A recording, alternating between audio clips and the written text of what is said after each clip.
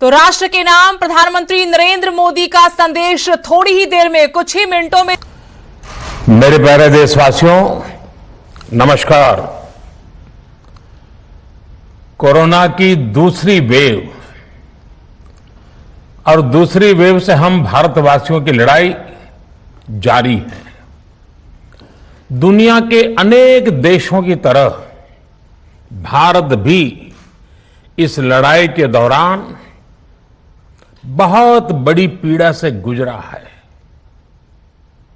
हम में से कई लोगों ने अपने परिजनों को, अपने परिचितों को खोया है। ऐसे सभी परिवारों के साथ मेरी पूरी संवेदनाएं हैं। साथियों, बीते 100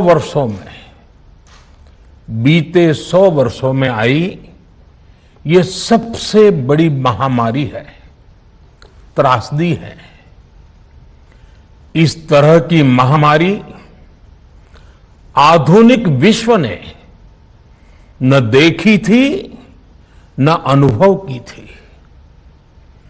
इतनी बड़ी वैश्विक महामारी से हमारा देश कई मोर्चों पर एक साथ लड़ा है। कोविड अस्पताल बनाने से लेकर आईसीयू बेड्स की संख्या बढ़ानी हो, भारत में वेंटिलेटर बनाने से लेकर टेस्टिंग लैब्स का एक बहुत बड़ा नेटवर्क तैयार करना हो, कोविड से लड़ने के लिए बीते 1.25 साल में ही देश में एक नया हेल्थ इंफ्रास्ट्रक्चर तैयार किया गया है। सेकंड वेव के दौरान अप्रैल और मई के महीने में भारत में मेडिकल ऑक्सीजन की डिमांड अकल्पनीय रूप से बढ़ गई थी। भारत के इतिहास में कभी भी इतनी मात्रा में मेडिकल ऑक्सीजन की जरूरत कभी भी महसूस नहीं की गई। इस जरूरत को पूरा करने के लिए युद्ध स्तर पर काम किया गया। सरकार के सभी तंत्र लगे। ऑक्सीजन रेल चलाई गई, एयरफोर्स के विमानों को लगाया गया, नौसेना को लगाया गया। बहुत ही कम समय में लिक्विड मेडिकल ऑक्सीजन के प्रोडक्शन में 10 गुना से ज्यादा बढ़ाया गया। दुनिया के हर कोने से, जहां कहीं से भी जो कुछ भी उपलब्ध हो सकता था उसको प्राप्त करने का भरसक प्रयास किया गया, लाया गया।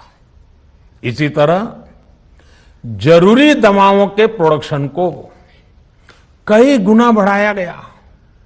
विदेशों में जहां भी दवाइयां उपलब्ध हो वहां से उन्हें लाने में कोई कोर कसर बाकी नहीं छोड़ी गई।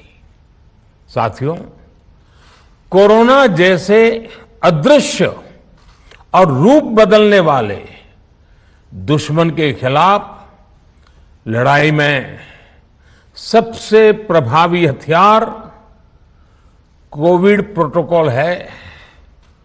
मास्क, 2 गज की दूरी और बाकी सारी सावधानियां उसका पालन ही है। इस लड़ाई में वैक्सीन हमारे लिए सुरक्षा कवच की तरह है। आज पूरे विश्व में वैक्सीन के लिए जो मांग है उसकी तुलना में उत्पादन करने वाले देश और वैक्सीन बनाने वाली कंपनियां बहुत कम है, इन्हीं गिनी हैं। कल्पना करिए कि अभी हमारे पास भारत में बनी वैक्सीन नहीं होती तो आज भारत जैसे विशाल देश में क्या होता। आप पिछले 50-60 साल का इतिहास देखेंगे तो पता चलेगा कि भारत को विदेशों से वैक्सीन प्राप्त करने में दशकों लग जाते थे। विदेशों में वैक्सीन का काम पूरा हो जाता था, तब भी हमारे देश में वैक्सीनेशन का काम शुरू भी नहीं हो पाता था। पोलियो की वैक्सीन हो, स्मॉल पॉक्स, जहां गांव में हम इसको चेचक कहते हैं, चेचक की वैक्सीन हो, हेपेटाइटिस बी की वैक्सीन हो, इनके लिए देशवासियों ने दशकों तक इंतजार किया था। जब 2014 में देशवासियों ने हमें सेवा का अवसर दिया तो भारत में वैक्सीनेशन का कवरेज 2014 में भारत में वैक्सीनेशन का कवरेज सिर्फ 60% के आसपास था, 60% के आसपास था। और हमारी दृष्टि में ये बहुत चिंता की बात थी।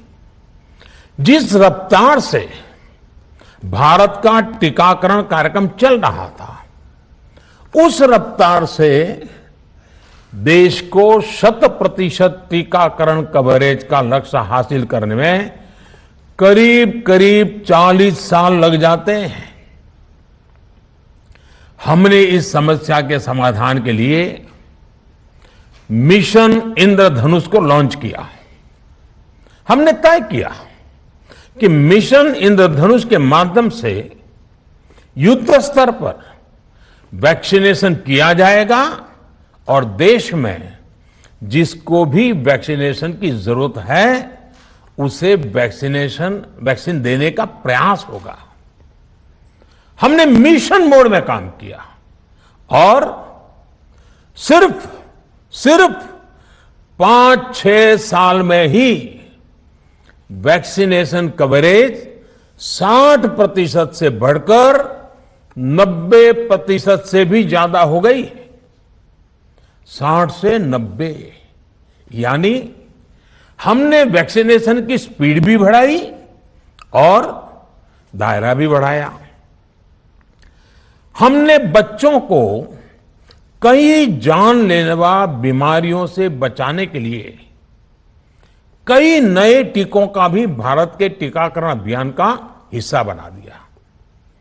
हमने इसलिए किया क्योंकि हमें हमारे देश के बच्चों की चिंता थी, गरीब की चिंता थी, गरीब के उन बच्चों की चिंता थी जिन्हें कभी टीका लग ही नहीं पाता था। हम 100% टीकाकरण कवरेज की तरफ बढ़ रहे थे कि कोरोना वायरस ने हमें घेर लिया। देश नहीं, दुनिया के सामने फिर पुरानी आशंकाएं घिरने लगी कि अब भारत कैसे इतनी बड़ी आबादी को बचा पाएगा। लेकिन साथियों, जब नीयत साफ होती है, नीति स्पष्ट होती है, निरंतर परिश्रम होता है तो नतीजे भी मिलते हैं। हर आशंका को दरकिनार करके भारत ने 1 साल के भीतर ही एक नहीं बल्कि 2 made in India vaccine launch कर दी। हमारे देश ने, देश के वैज्ञानिकों ने ये दिखा दिया कि भारत बड़े बड़े देशों से पीछे नहीं है। आज जब मैं आपसे बात कर रहा हूं तो देश में 23 करोड़ से ज्यादा वैक्सीन की डोज दी जा चुकी है। 23 करोड़। साथियों, हमारे यहां कहा जाता है विश्वासेन सिद्धि, विश्वासेन सिद्धि, अर्थात हमारे प्रयासों में हमें सफलता तब मिलती है जब हमें स्वयं पर विश्वास होता है। हमें पूरा विश्वास था कि हमारे वैज्ञानिक बहुत ही कम समय में वैक्सीन बनाने में सफलता हासिल कर लेंगे। इसी विश्वास के चलते जब हमारे वैज्ञानिक अपना रिसर्च वर्क कर ही रहे थे, तभी हमने लॉजिस्टिक्स और दूसरी तैयारियां शुरू कर दी थी। आप सब भली भांति जानते हैं कि पिछले साल यानी 1 साल पहले, पिछले साल अप्रैल में जब कोरोना के कुछ ही हजार केस थे, उसी समय वैक्सीन टास्क फोर्स का गठन कर दिया गया था। भारत के लिए वैक्सीन बनाने वाली कंपनियों को सरकार ने हर तरह से सपोर्ट किया। वैक्सीन निर्माताओं को क्लिनिकल ट्रायल में मदद की गई, रिसर्च और डेवलपमेंट के लिए जरूरी फंड दिया गया। हर स्तर पर सरकार उनके साथ कंधे से कंधा मिलाकर चली। आत्मनिर्भर भारत पैकेज के तहत मिशन कोविड सुरक्षा के माध्यम से भी उन्हें हजारों करोड़ रुपए उपलब्ध कराए गए। पिछले काफी समय से देश लगातार जो प्रयास और परिश्रम कर रहा है, उससे आने वाले दिनों में वैक्सीन की सप्लाई और भी ज्यादा बढ़ने वाली है। आज देश में 7 कंपनियां विभिन्न प्रकार की वैक्सीन का प्रोडक्शन कर रही है। 3 और वैक्सीन का ट्रायल भी एडवांस स्टेज पे चल रहा है। वैक्सीन की उपलब्धता बढ़ाने के लिए दूसरे देशों की कंपनियों से भी वैक्सीन खरीदने की प्रक्रिया को तेज किया गया है। इधर हाल के दिनों में कुछ एक्सपर्ट्स द्वारा हमारे बच्चों को लेकर भी चिंता जताई गई है। इस दिशा में भी 2 वैक्सीन का ट्रायल तेजी से चल रहा है। इसके अलावा अभी देश में एक nasal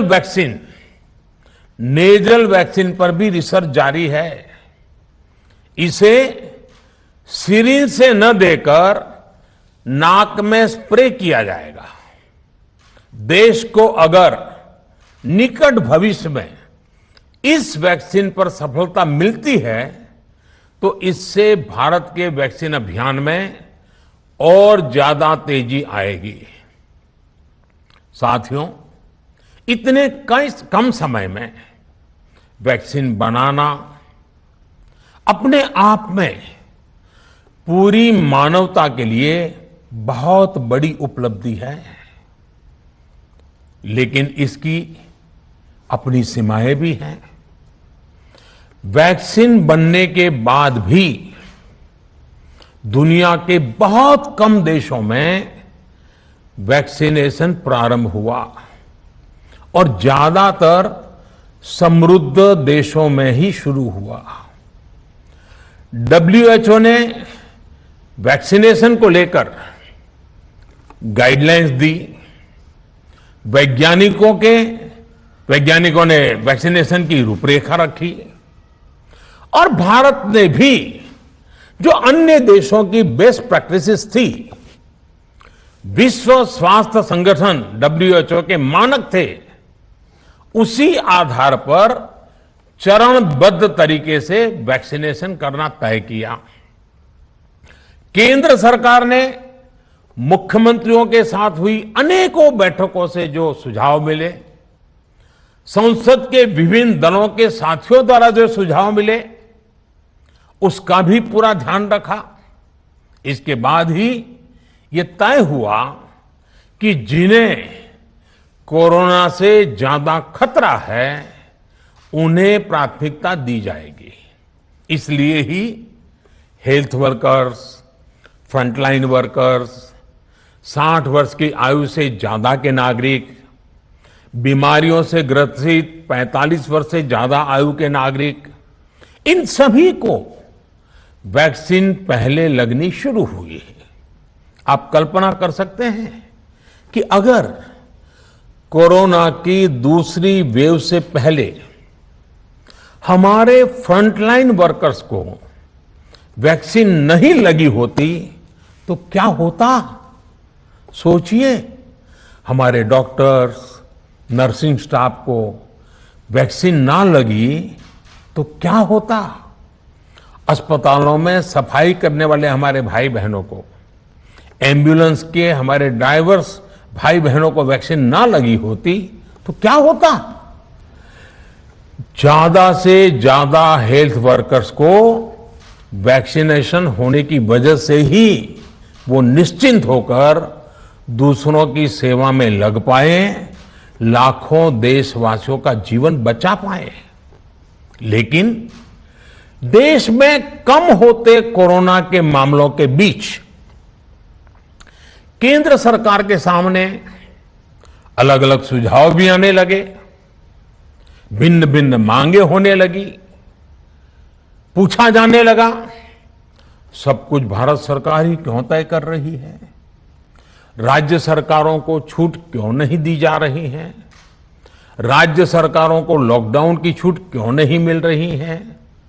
one size does not fit all जैसी बातें भी कही गई। दलील ये दी गई कि संविधान में चूंकि हेल्थ, आरोग्य प्रमुख रूप से राज्य का विषय है, इसलिए अच्छा है कि सब राज्य ही करें। इसलिए इस दिशा में एक शुरुआत की गई। भारत सरकार ने एक बृहद गाइडलाइन बनाकर राज्यों को दी ताकि राज्य अपनी आवश्यकता और सुविधा के अनुसार काम कर सके। स्थानीय स्तर पर कोरोना कर्फ्यू लगाना हो, माइक्रो कंटेनमेंट जोन बनाना हो, इलाज से जुड़ी व्यवस्थाएं हो, भारत सरकार ने राज्यों की इन मांगों को स्वीकार किया। साथियों, इस साल 16 जनवरी से शुरू होकर अप्रैल महीने के अंत तक भारत का वैक्सीनेशन कार्यक्रम मुख्यतः केंद्र सरकार की देखरेख में ही चला। सभी को मुफ्त वैक्सीन लगाने के मार्ग पर देश आगे बढ़ रहा था। देश के नागरिक भी अनुशासन का पालन करते हुए अपनी बारी आने पर वैक्सीन लगवा रहे थे। इस बीच कई राज्य सरकारों ने फिर कहा कि वैक्सीन का काम डिसेंट्रलाइज किया जाए और राज्यों पर छोड़ दिया जाए। तरह तरह के स्वर उठे, जैसे कि वैक्सीनेशन के लिए एज ग्रुप क्यों बनाए गए। दूसरी तरफ किसी ने कहा कि उम्र की सीमा आखिर केंद्र सरकार ही क्यों तय करे। कुछ आवाजें तो ऐसी भी उठी कि बुजुर्गों का वैक्सीनेशन पहले क्यों हो रहा है। भांति भांति के दबाव भी बनाए गए। देश के मीडिया के एक वर्ग ने इसे कैंपेन के रूप में भी चलाया। साथियों, काफी चिंतन मनन के बाद इस बात पर सहमति बनी कि राज्य सरकारें अपनी तरफ से भी प्रयास करना चाहती हैं, तो भारत सरकार को क्यों इतराज हो और भारत सरकार इतराज क्यों करे। राज्यों की इस मांग को देखते हुए, उनके आग्रह को ध्यान में रखते हुए 16 जनवरी से जो व्यवस्था चली आ रही थी, उसमें प्रयोग के तौर पर एक बदलाव किया गया। हमने सोचा कि राज्य ये मांग कर रहे हैं, उनका उत्साह है, तो चलो भाई 25% का काम उन्हीं को सुपुर्द कर दिया जाए, उन्हीं को दे दिया जाए। स्वाभाविक है 1 मई से राज्यों को 25% काम उनके हवाले कर दिया गया। उसे पूरा करने के लिए उन्होंने अपने अपने तरीके से प्रयास भी किए। इतने बड़े काम में किस तरह की कठिनाइयां आती हैं, ये भी उनके ध्यान में आने लगा। उनको पता चला पूरी दुनिया में वैक्सीन की क्या स्थिति है, इसकी सच्चाई से भी राज्य परिचित हुए। और हमने देखा, एक तरफ मई में सेकेंड वेव, दूसरी तरफ वैक्सीन के लिए लोगों का बढ़ता रुझान, और तीसरी तरफ राज्य सरकारों की कठिनाइयां। मई में 2 सप्ताह बीतते बीतते कुछ राज्य खुले मन से ये कहने लगे कि पहले वाली व्यवस्था ही अच्छी थी। धीरे धीरे इसमें कई राज्य सरकारें जुड़ती चली गई। वैक्सीन का काम राज्यों पर छोड़ा जाए, जो इसकी वकालत कर रहे थे उनके विचार भी बदलने लगे। एक अच्छी बात रही कि समय रहते राज्य पुनर्विचार की मांग के साथ फिर आगे आए। राज्यों की इस मांग पर हमने भी सोचा कि देशवासियों को तकलीफ ना हो, सुचारू रूप से उनका वैक्सीनेशन हो। इसके लिए 1 मई के पहले वाली, यानी 1 मई के पहले 16 जनवरी से अप्रैल अंत तक जो व्यवस्था थी, पहले वाली पुरानी व्यवस्था को फिर से लागू किया जाए। साथियों, आज ये निर्णय लिया गया है कि राज्यों के पास वैक्सीनेशन से जुड़ा जो 25% काम था, उसकी जिम्मेदारी भी भारत सरकार उठाएगी। ये व्यवस्था आने वाले 2 सप्ताह में लागू की जाएगी। इन 2 सप्ताह में केंद्र और राज्य सरकारें मिलकर नई गाइडलाइंस के अनुसार आवश्यक तैयारी कर लेगी। संयोग है कि 2 सप्ताह बाद 21 जून को ही अंतर्राष्ट्रीय योग दिवस भी है। 21 जून सोमवार से देश के हर राज्य में 18 वर्ष से ऊपर की उम्र के सभी नागरिकों के लिए भारत सरकार राज्यों को मुफ्त वैक्सीन मुहैया कराएगी। वैक्सीन निर्माताओं से कुल वैक्सीन उत्पादन का 75% हिस्सा भारत सरकार खुद ही खरीदकर राज्य सरकारों को मुफ्त देगी। यानी देश की किसी भी राज्य सरकार को वैक्सीन पर कुछ भी खर्च नहीं करना होगा। अब तक देश के करोड़ों लोगों को मुफ्त वैक्सीन मिली है। अब 18 वर्ष की आयु के लोग भी इसमें जुड़ जाएंगे। सभी देशवासियों के लिए भारत सरकार ही मुफ्त वैक्सीन उपलब्ध करवाएगी। गरीब हो, निम्न मध्यम वर्ग हो, मध्यम वर्ग हो या फिर उच्च वर्ग, भारत सरकार के अभियान में मुफ्त वैक्सीन ही लगाई जाएगी। हां, जो व्यक्ति मुफ्त में वैक्सीन नहीं लगवाना चाहते, प्राइवेट अस्पताल में वैक्सीन लगवाना चाहते हैं, उनका भी ध्यान रखा गया है। देश में बन रही वैक्सीन में से 25% प्राइवेट सेक्टर के अस्पताल सीधे ले पाए, ये व्यवस्था जारी रहेगी। प्राइवेट अस्पताल वैक्सीन की निर्धारित कीमत के उपरांत एक डोज पर अधिकतम 150 रुपये ही सर्विस चार्ज ले सकेंगे। इसकी निगरानी करने का काम राज्य सरकारों के पास ही रहेगा। साथियों, हमारे शास्त्रों में कहा गया है, प्राप्य आपदम न व्यथते कदाचित, उद्योगम अनु इच्छति चा प्रमत्तः। अर्थात विजेता आपदा आने पर उससे परेशान होकर हार नहीं मानते, बल्कि उद्यम करते हैं, परिश्रम करते हैं और परिस्थिति पर जीत हासिल करते हैं।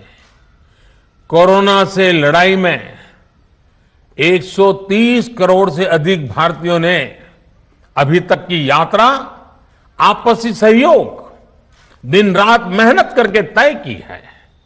आगे भी हमारा रास्ता हमारे श्रम और सहयोग से ही मजबूत होगा। हम वैक्सीन प्राप्त करने की गति भी बढ़ाएंगे और वैक्सीनेशन अभियान को भी और गति देंगे। हमें याद रखना है कि भारत में वैक्सीनेशन की रफ्तार आज भी दुनिया में बहुत तेज है, अनेक विकसित देशों से भी तेज है। हमने जो टेक्नोलॉजी प्लेटफॉर्म बनाया है कोविन, उसकी भी पूरी दुनिया में चर्चा हो रही है। अनेक देशों ने भारत के इस प्लेटफॉर्म को इस्तेमाल करने में रुचि भी दिखाई है।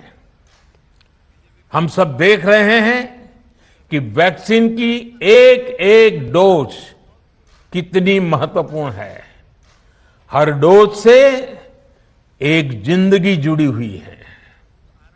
केंद्र सरकार ने ये व्यवस्था भी बनाई है कि हर राज्य को कुछ सप्ताह पहले ही बता दिया जाएगा कि उसे कब कितनी डोज मिलने वाली है।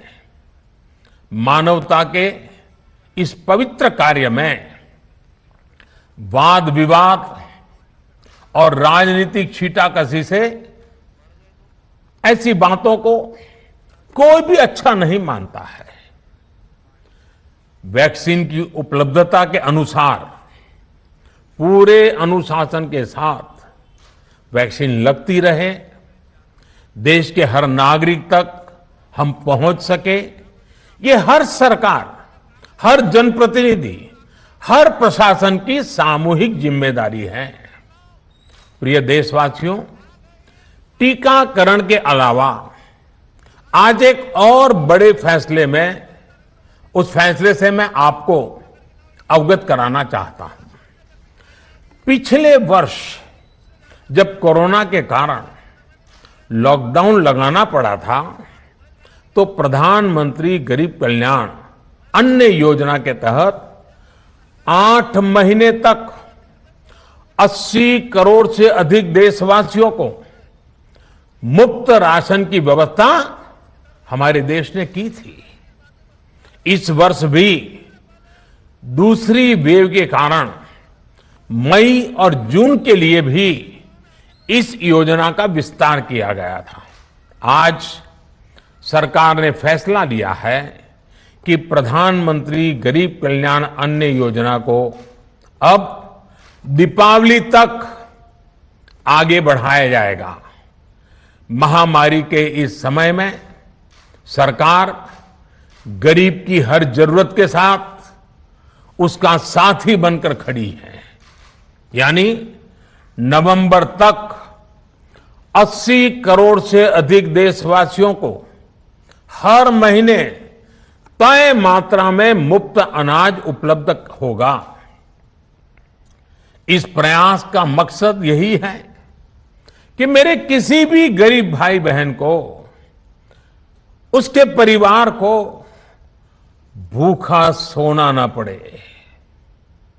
साथियों, देश में हो रहे इन प्रयासों के बीच कई क्षेत्रों से वैक्सीन को लेकर भ्रम और अफवाहों की जानकारी चिंता बढ़ाती है। ये चिंता भी मैं आपके सामने व्यक्त करना चाहता हूं।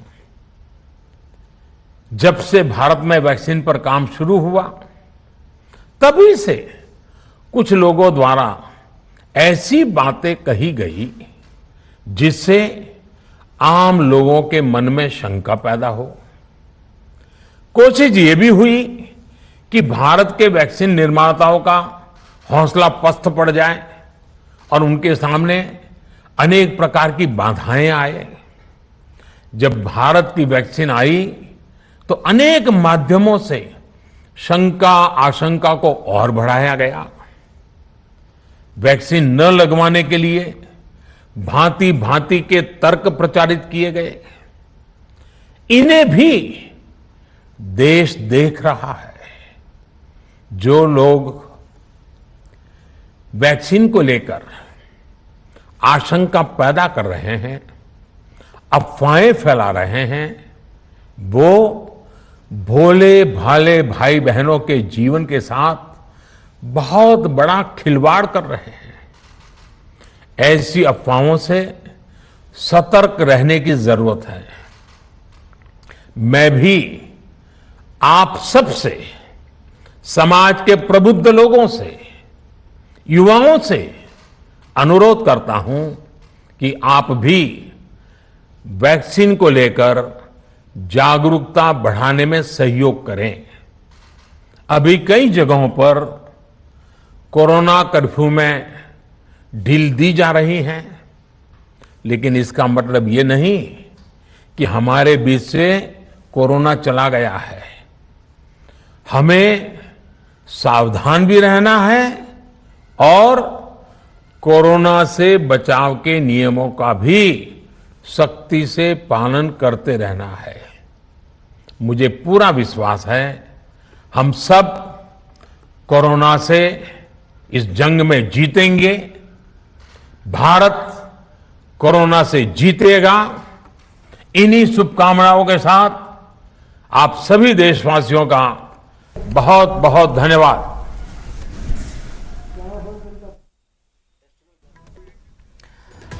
तो कोरोना संकट के बीच में देश के प्रधानमंत्री नरेंद्र मोदी का देश को संबोधन, यहां से बड़ा ऐलान किया गया है कि 80 करोड़ लोगों को दिवाली तक मुफ्त में राशन दिया जाएगा। इसके अलावा वैक्सीन की प्रक्रिया को एक बार फिर से तेज किया जाएगा। मुफ्त में केंद्र सरकार ही राज्यों को वैक्सीन उपलब्ध करवाएगी।